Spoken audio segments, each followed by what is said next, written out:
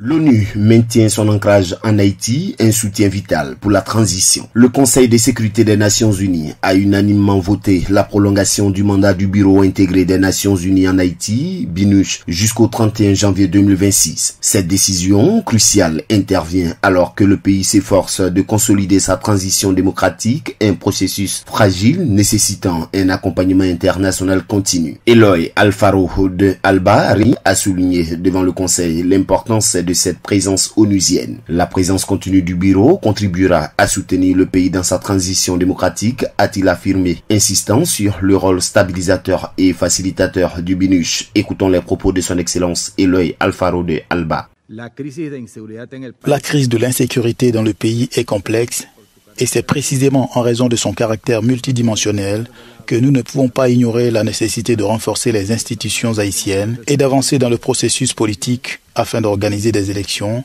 lorsque les conditions le permettront. Le mandat du Bureau intégré des Nations Unies en Haïti continue d'être crucial pour soutenir les autorités haïtiennes dans cette voie, en renforçant la promotion des droits de l'homme, de l'état de droit et le dialogue politique.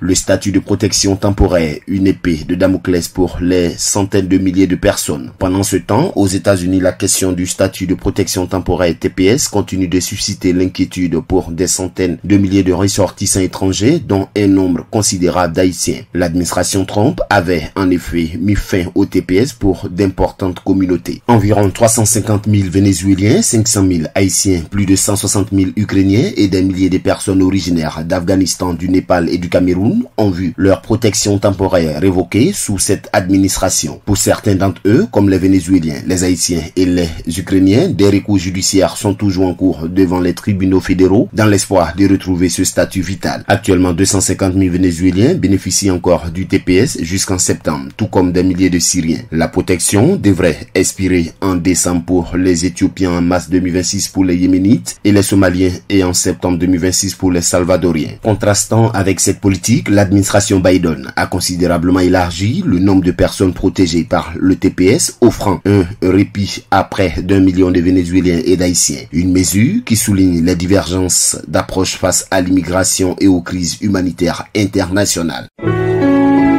APRA, Agence Presse, Radio et Audio.